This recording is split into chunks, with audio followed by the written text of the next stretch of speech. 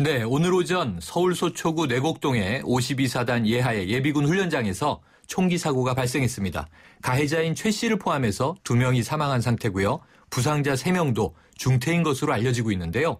관련해서 신인균 자주국방네트워크 대표와 이야기 나눠보겠습니다. 안녕하세요. 네, 안녕하세요. 예, 그제는 이 북한의 SLBM 얘기해 주시느라고 우리가 굉장히 열띤 토론했는데요. 네. 오늘 또 이 예비군 훈련 중에 이 과거 2003년에 폭발 사고는 있었지만 이렇게 총기 난사 사고는 처음 아닙니까? 그렇죠. 그동안 1994년도에 연천의 포병 사격장에서 155mm 네. 포탄이 터져가지고 한 19명이 사망했던 점. 그랬었죠. 그게 제일 큰 사고였어요. 네. 그리고 그 다음 해에 또 총기 사고로 다른 또 동료 그 대학생 병사가 네. 죽는 상황 이런 것들은 있었지만 그것은 다 우발적인 사고. 네. 사고였죠, 사고. 그렇죠. 안전사고였고 우발적인 사고였는데 지금은 고의적인 사건입니다. 살해죠. 네. 살인인데요. 네. 그래서 고의적으로 동료를 살해한 것은 처음이기 때문에 네. 주는 충격파가 더 크죠. 그렇군요. 이게 오늘 사격이 K2 총으로 훈련이 진행됐다고 하는데요. 저야 민방위까지 다 끝나서 예전 동원 때 생각해보면 사격이 있긴 있었는데 칼빈 소총이었거든요. 네. 이게 어떤 특징을 가진 화기인지 좀 설명 부탁드립니다. K2 소총은 1980년대 후반부터 우리 한국군이 미국의 M16 그 소총 아시죠? M16 저희도 M16 썼었습니다. 그 월남전 때부터 쓰던 거. 네.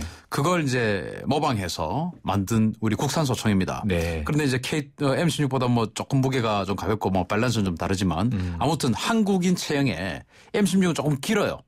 그래서 한국인 체형에 좀 맞지 않고 이 한국인 체형에 좀 맞게 만들자 해서 조금 M16보다 짧게 만들어서 쓰는 소총인데 M16처럼 이렇게 연발 사격도 할 수 있고 네. 3.4 사격도 할 수 있고 네. 3.4라는 것은 한 번 쏘면은 세 발씩 나가는 거죠. 그렇죠. 그리고 이제 단발 사격도 가능하고 한 건데 네. 주로 이런 훈련 가면 한 발씩 사격합니다.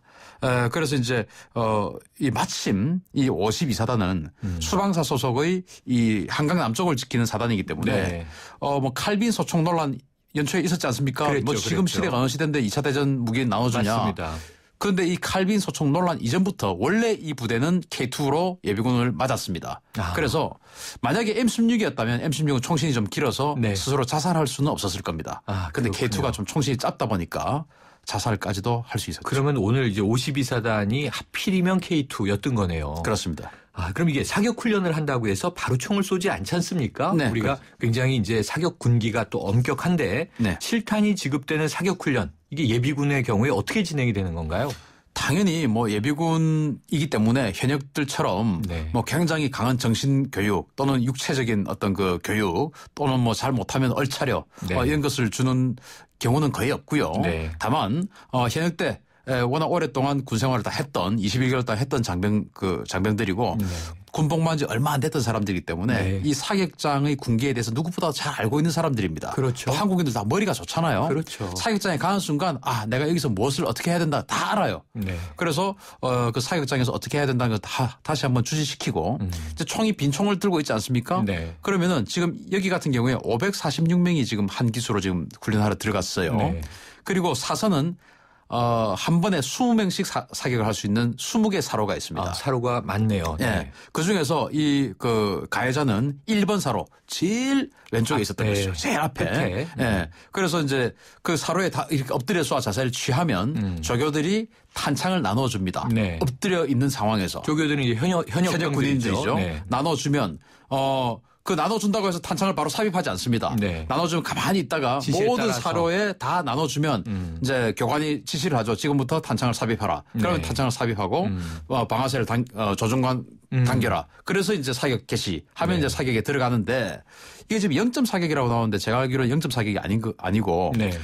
축소 사격이라고 하는 게 있습니다. 네. 0점 사격은 내가 이 총을 21개월 동안 사용해야 되기 때문에 이 총을 내 몸하고 딱 맞게 만드는 그런 그렇죠. 차원의 사격이고 그렇죠. 이것은 그냥 한번 군대에서 있었던 그 사격 기술을 한번 리마인드 해보는 겁니다. 네, 네. 그래서 그냥 사격 한번 10번 우리 양궁 시합을 하더라도 10번 쏴서 이렇게 점수 내고 그렇죠. 하지 않습니까? 그렇죠. 그런 것처럼 10번 쏘는 겁니다. 그래서 탄창에 10발을 나눠줬고 한 발만 쏘고 다른 동료들이 다 쏠 때까지 기다린 거죠.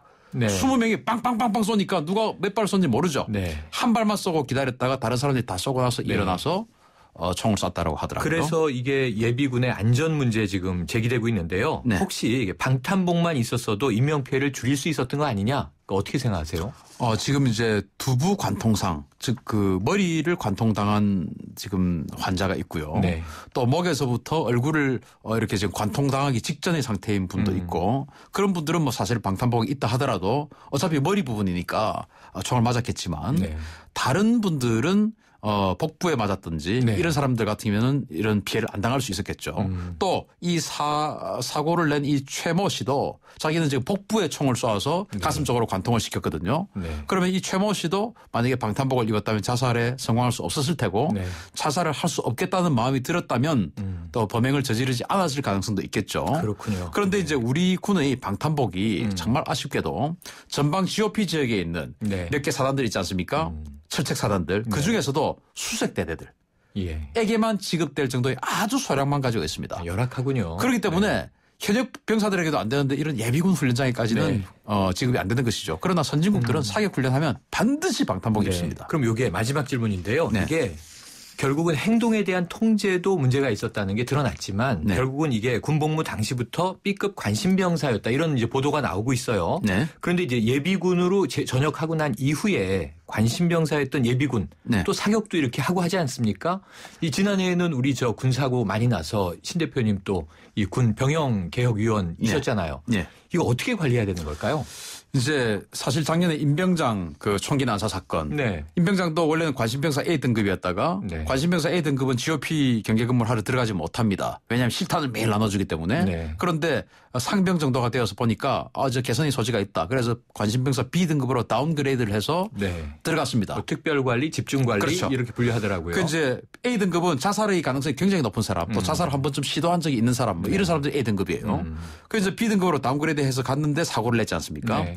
그러면은 이 사람도 지금 B등급이었다고 하는데 실제 군대에 있을 때 중대를 옮긴 적이 있습니다. 네. 그 굉장히 기존에 있던 중대에서 문제가 좀 있었겠죠. 네. 또 GOP에 들어가지도 못했습니다. 네. 관심병사 A등급이었다가 B로 다운그레이드 됐을 수도 있습니다. 그런데 정말 아쉽게도 예비군에 대해서 관심병사를 출신을 어떻게 할 것인가는 제도화됐고 논의된 적도 없습니다. 그렇죠. 정말 아쉬운데 그 제도와 법이 현상을 따라가지 못하는 그런 아쉬운 점이 있지만 지금이라도 외양간을 고쳐야 됩니다. 준비해야 되겠군요. 오늘 말씀 감사합니다. 감사합니다. 지금까지 신인균 자주국방 네트워크 대표였습니다.